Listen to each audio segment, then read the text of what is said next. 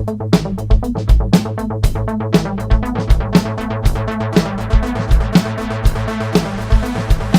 think minimum wage for 16 to 17-year-olds is justified, considering that it's almost £2 below an adult? I do, and the reason for that is unemployment. I mean, we set the minimum wage on the basis of advice from both trade unions and employers, and we're always trying to set it in a way that will help people without creating unemployment. And countries which have not done this effectively have ended up with quite high youth unemployment in particular, because if you're trying to pay a 16-year-old at the same level that everybody else in the population is being paid, and if you accept that at the very least some 16-year-olds will just be learning the job and will not be as productive as other people in the workforce, the danger then is people can't get that first job. You can't get that first job, it makes it very hard to then develop a career. So we think the right way of combining that is to have a differential rate. It's not as a way of punishing young people, it's as a way of trying to help young people to make sure that they get into work. It's also worth remembering it didn't used to be a minimum wage, and the Tories fought it tooth and nail. They ran a whole election campaign in '92 saying it would cause 2 million more unemployed people. It was a tax on jobs, and actually the opposite's happened. There's 3 million more jobs in the economy. So even if you don't agree with my answer and you don't think it's the right thing, it's also worth remembering minimum wage is only there because of a Labour government. I was just wondering, like David Miliband gave a speech yesterday. Well, some parts of the media suggested it was like a statement for leadership, that he would like to lead the party. I was just wondering if you believed he was the man to lead the party into the next election. I think he's a very good Foreign Secretary. I think he made a good speech yesterday. Did you see his speech? I've seen part of it, I haven't seen all of it. I thought it was a good speech.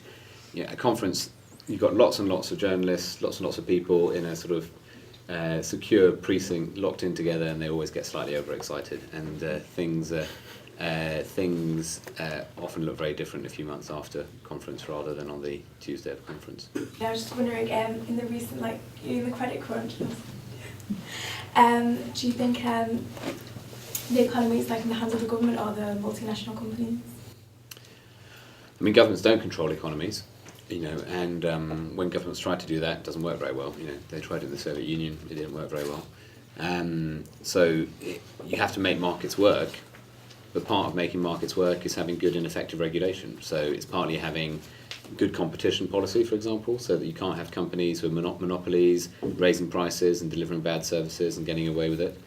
It's partly about regulating the financial services sector, which is what we want to make sure is done effectively. But it's not about a choice between state and market. It's about making sure that the way the state runs regulation delivers effective markets. So as much markets as possible, as much regulation as necessary. And if we try and pretend that we can control things that we can't control, in the end we undermine our own interests.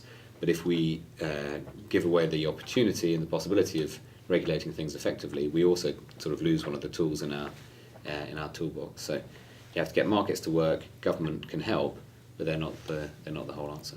How do you think the government handled the Northern Rock saga? I think it's a really interesting question, because actually it's an example of what I was trying to say about being in the vanguard, which is